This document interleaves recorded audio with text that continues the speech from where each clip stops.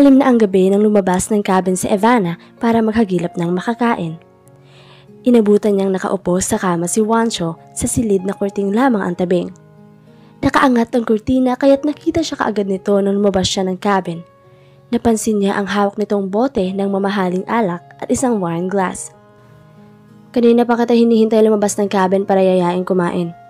Seryosong sabi nito. Nagugutom ako. Matabang niyang sagot. I hope umubra na sa'yo ang niluto ko. Do you wanna do this? Ako na lang. Hindi mo naman ako kailangan tratuhing bisita. Dahil hindi naman talaga ako bisita dito. Mukhang wala ka man lang balak makipagkaibigan sa akin, Ivana. Kung makakawalan mo ako, baka dun kaya kita siguro maging kaibigan.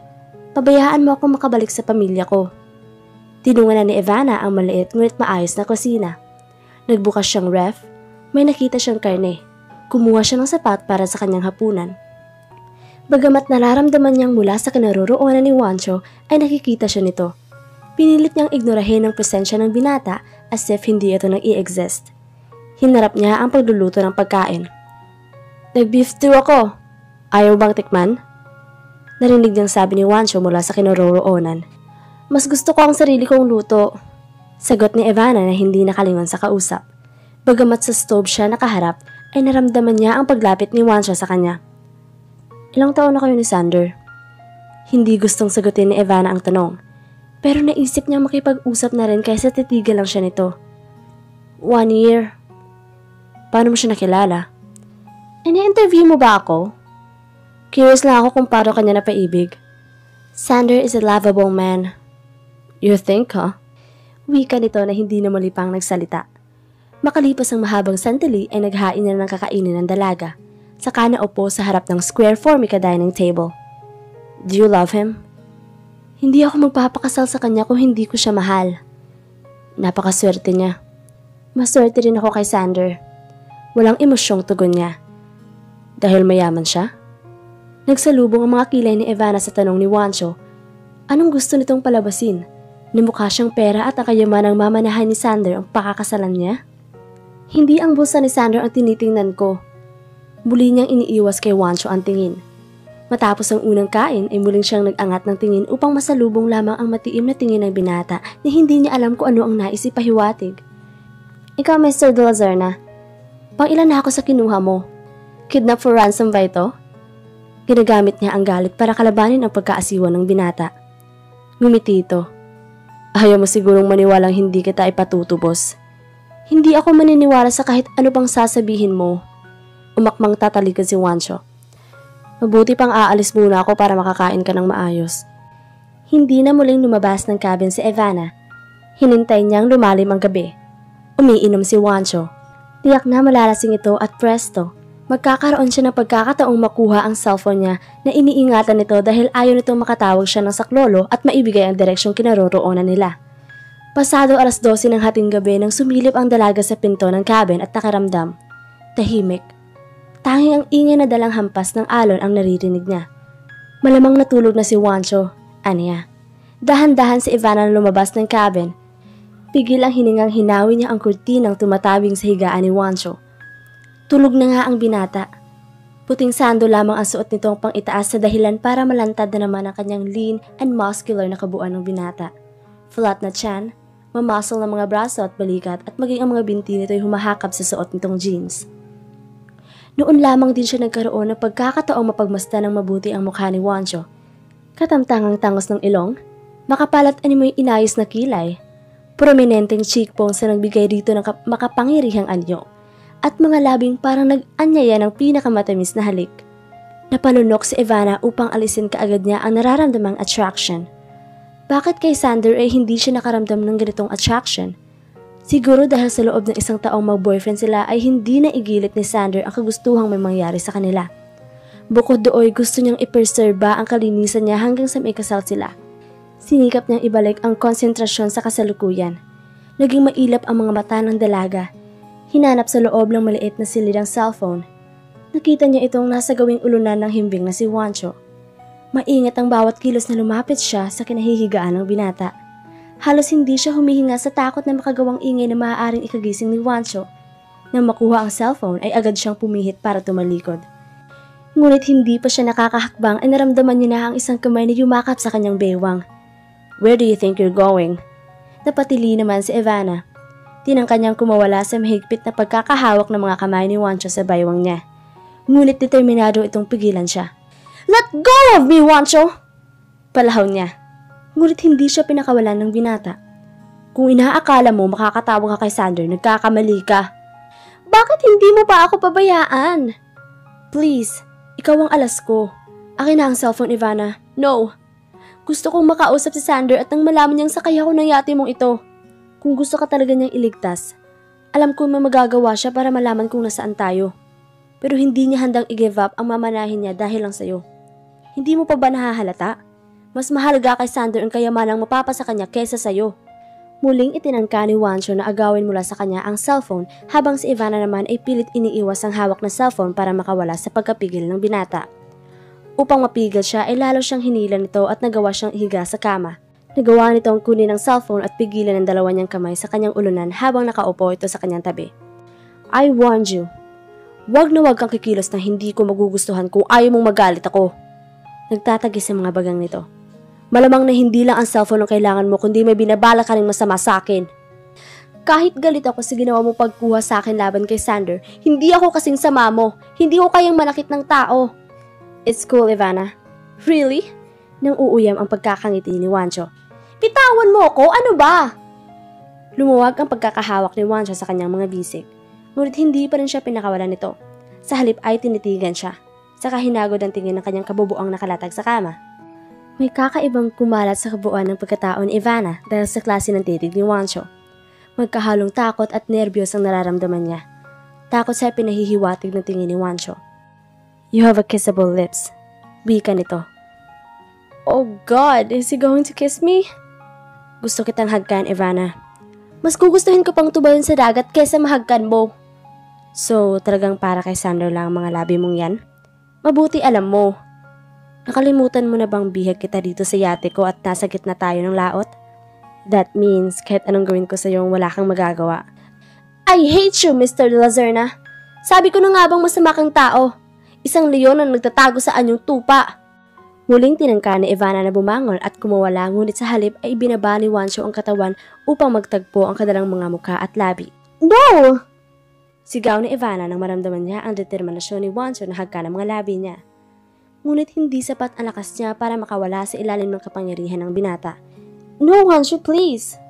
It was intended to be a protest pero hindi ganoon ang naging dating yon.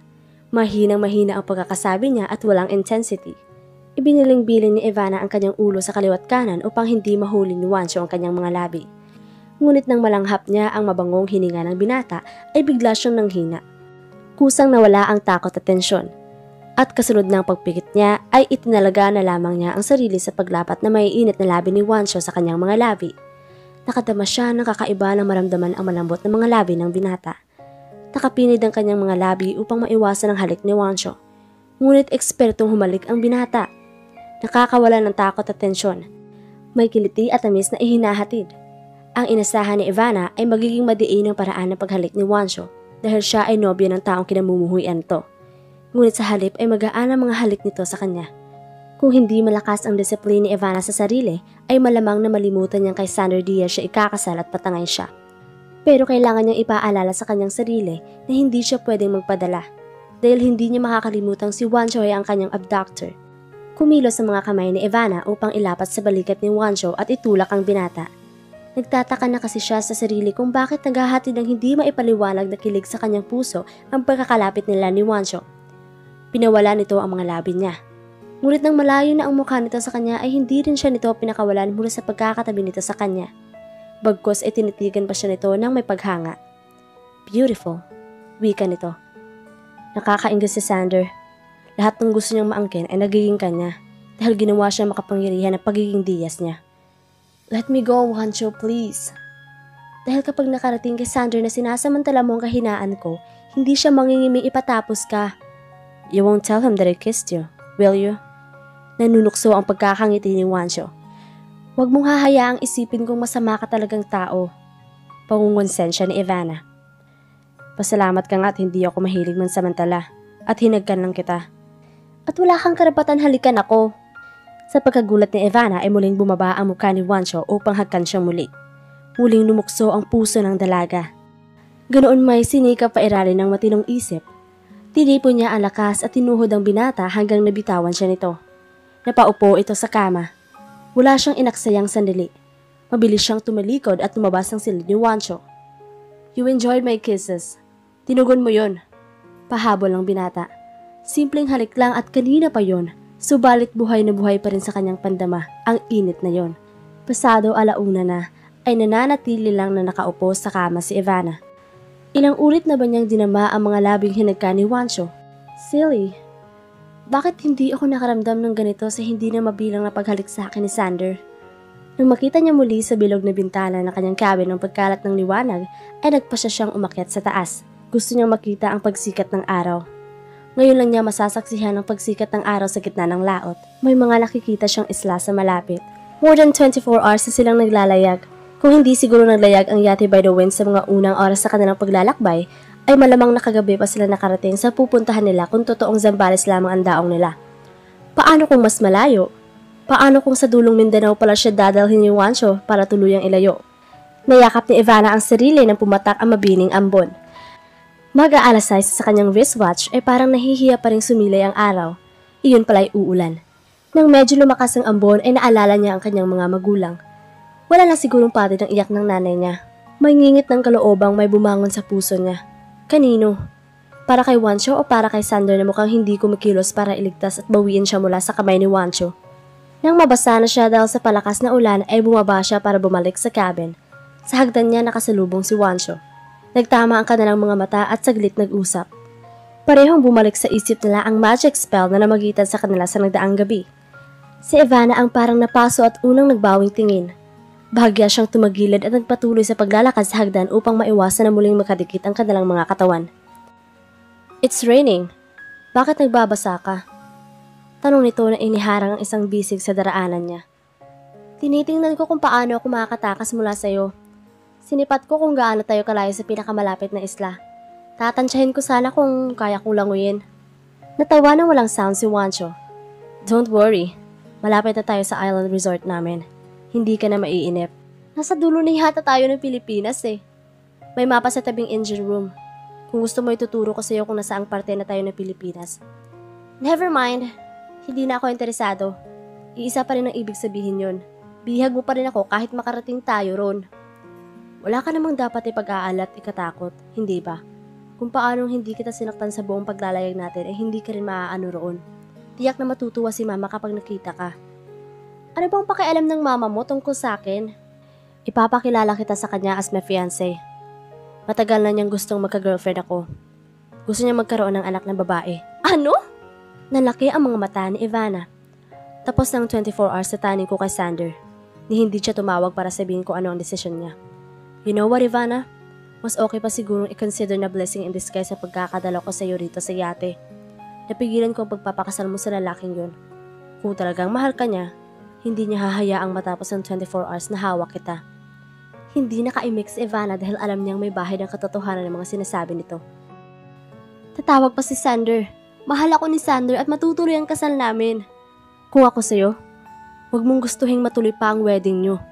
Magsisisi ka lang, Ivana. Matagal bago nakasagot ang dalaga. Bakit parang mas gusto niyang paniwalaan si Juancho gayong ngayon lamang niya ito nakilala? 1 year of being engaged is not enough to know the person you're going to marry. Habang may chance ka pa, umatras ka na.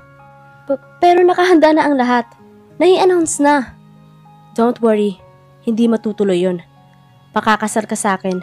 Total, kung hindi niya kayang i-give up ang kayamanan para sa'yo, ipakita mo sa kanyang hindi ikaw ang loser kundi siya. Natigilan si Ivana. Palitan mo na ang damit mo, basa ka. Tumaligod na ang binata para mapunta sa engine room. Bagamat naguguluhan, nagtuloy sa shower si Ivana matapos kumuhang pamalit na damit. Tiniyak niyang saradong-sarado ang bathroom at napilitan siyang isuot ang t-shirt na ipinahiram sa kanya ni Juancho. Pasado alas 8 nang muli siyang lumabas ng cabin, hinanap niya ang lalaki.